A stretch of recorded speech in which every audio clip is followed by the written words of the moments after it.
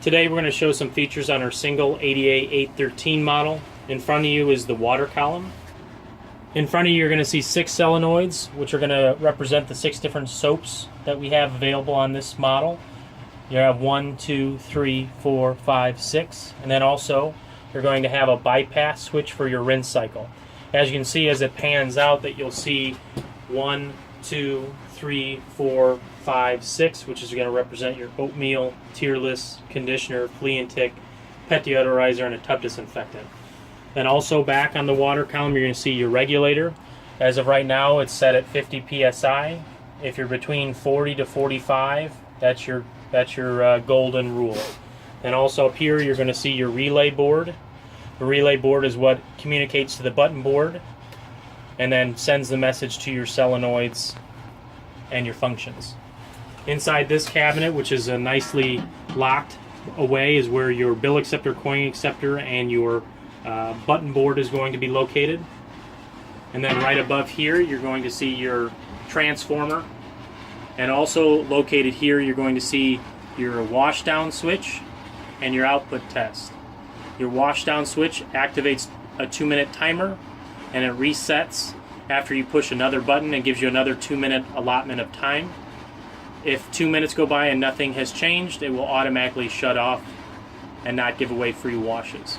The output test activates all outputs in a sequence for 1 second each. What that means is that it will go through the whole sequence of the wash, through all the different functions, turn on the board on the front and the back end, so it's a nice test output. Also, we're going to talk about daily maintenance for your vacuum. Right below your vacuum you're going to see a valve. If you crack the valve, what that will do is shoot hot water right through your vacuum to get the hair coming out of the vacuum. So you have to stick your hand in the vacuum and collect that manually.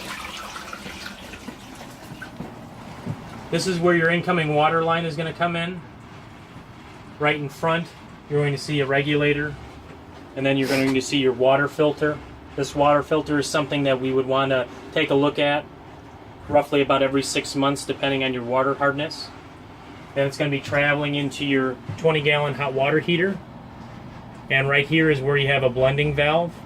The blending valve is where you can choose what temperature water is being dispensed into your wash.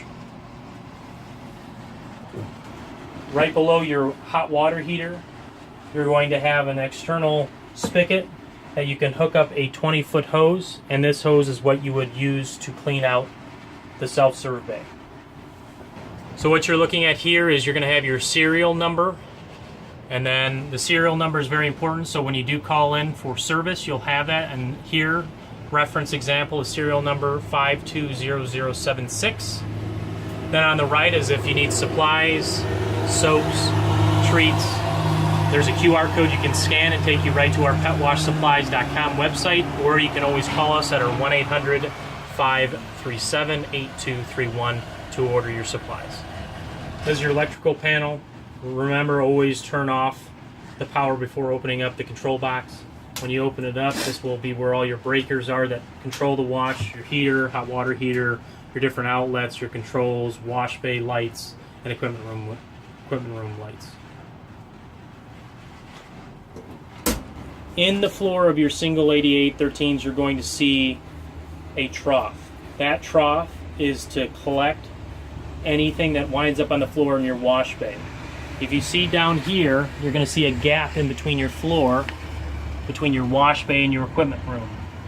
That's something that you can use your 20-foot hose that we recently talked about and wash everything underneath the floor, underneath the wall, into this trough.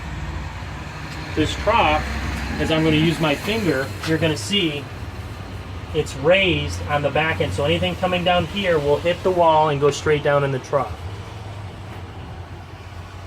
Inside that trough there's sensors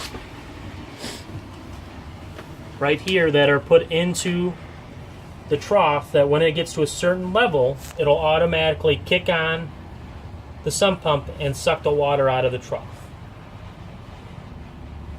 So above you'll see this is where your blow dryer is located. You're going to have an on and off switch, off and then on. You always want it on.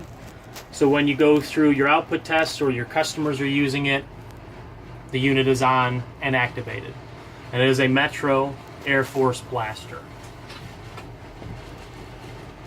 And then here on the top, you're going to see a nice sturdy shelf where you can store supplies. As you can see, we have our 6 1-gallon soap containers from PetWashSupplies.com, our treats, and some extra 1-gallon concentrates. And we also keep a couple rags just to clean off any hair that potentially you'll encounter.